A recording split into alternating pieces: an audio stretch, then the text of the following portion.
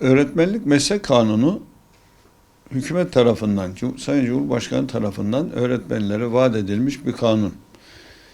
Yılbaşından hemen önce de Öğretmenlik Meslek Kanunu'yla ilgili meclise bir tasarı teklifinde bulunuldu. Fakat bu tasarı, sunulan teklif Öğretmenlik Meslek Kanunu olmaktan çok 3600 ve kariyer basamakları ile ilgili bir çalışma olmuş. 3600 bundan 3 yıl önce Cumhurbaşkanı tarafından yine öğretmenlere, din görevlilerine, hemşirelere, sağlıkçılara, polislere verilmek üzere söz verilmiş bir çalışmaydı.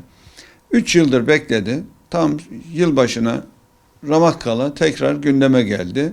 Özellikle Ağustos'taki görüşmelerde sendikalar tarafından yoğun bir şekilde gündeme getirildi. O gün bugündür devam eden bir görüşmeler vardı. Konuşuluyordu, sürekli tekrar ediliyor ve öğretmenlerin büyük bir beklentisi oluştu bu konuda.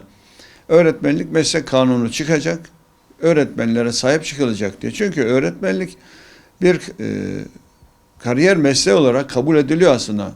1739 sayılı kanunda, Milli Eğitim Temel Kanunu'nda. Fakat orada açıklamaları yok. Sadece bir tanım var, onun dışında detayı yok. Bu detayın açıklanmasını, bu detayın kanunlaştırılmasını öğretmenler sürekli bekliyorlar zaten. Bu beklentinin içerisinde tam yılbaşına doğru kanun teklifi verildi. Biz bu kanun teklifinin meclise verildiğini duyduğumuz zaman ya bu kadar hızlı bir şekilde nasıl oldu, görüşülmeden, tartışılmadan, sivil toplum kuruluşlarıyla görüşülmeden diye merak ettik gerçekten.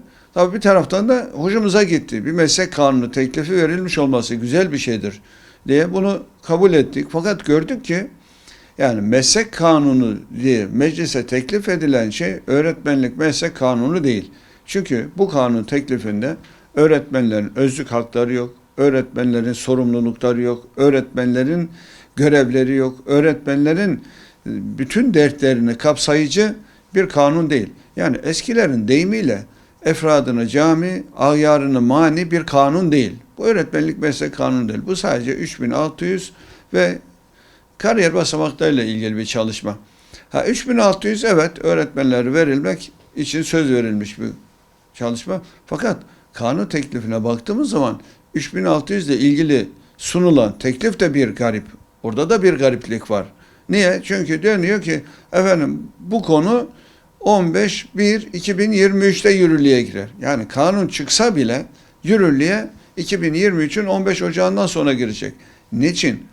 Yani bir devletin bütün giderlerini, gelirlerini hesap edecek kadar devletin bütün meselesini, işleyişini içine alan önemli bir bütçe kanunu bir ay gibi kısa bir sürede hazırlanıyorken 3600 gibi bütçe kanununa karşı düşündüğümüz zaman onun sadece bir maddesini karşılayacak kadar kısa bir kanunu, bir 3600 meselesini bir yıl ertelemenin mantığı nedir? Bunu da anlamak gerçekten o kadar kolay olmuyor. Bir başka mesele, kariyer basamaklarıyla ilgili çalışma zaten yapılmıştı 2010'lu yıllarda.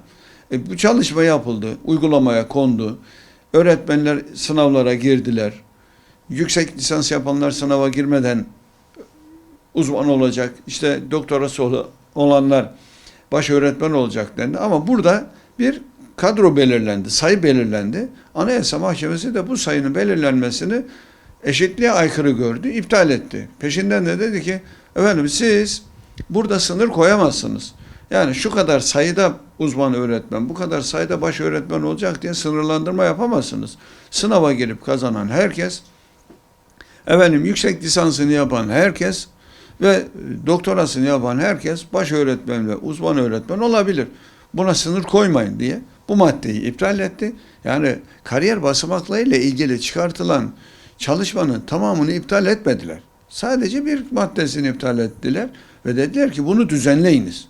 Bakın Anayasa Mahkemesi bunu yeniden düzenleyiniz diye bir de tarih verdi, zaman verdi daha doğrusu. Bu zaman içerisinde bunu düzenlenmesi gerekirdi. Ama şu anda o günkü yapılan düzenlemelerde yok sayılıp yeniden kariyer basamaklarıyla ilgili bir çalışma ortaya konmuş. Bunun ötesinde bir şey yok. Onun için biz bu öğretmenlik meslek kanunu teklifini öğretmenlik meslek kanunu olarak değil, sadece 3600 ve kariyer basamaklarıyla ilgili bir çalışma olarak görüyoruz. Bunun adının da böyle değiştirilmesi gerekir. Yani meclis çalışma başladıktan sonra bunu öğretmenlik meslek kanunu olarak görüşmemesi gerekir. Çünkü bu haliyle öğretmenlik meslek kanunu değil, öğretmenlerin dertleri yok, öğretmenlerin sıkıntıları yok, idareciler yok, okul yok, okulun bütçesi yok, teftişi yok, müfettişler yok. Yani neredeyse hiçbir şey yok.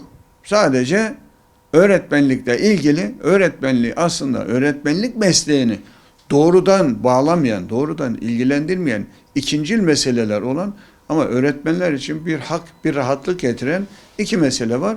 Öğretmenlerin temel meseleleri yok. Onun için bu kanun eksik bir kanundur. Kadük bir kanun teklifidir ve bunun böyle çıkmaması gerekir. Öğretmenlik meslek kanunuyla ilgili biz Şuurlu Öğretmenler Derneği olarak 2019 yılında bir çalışma yaptık.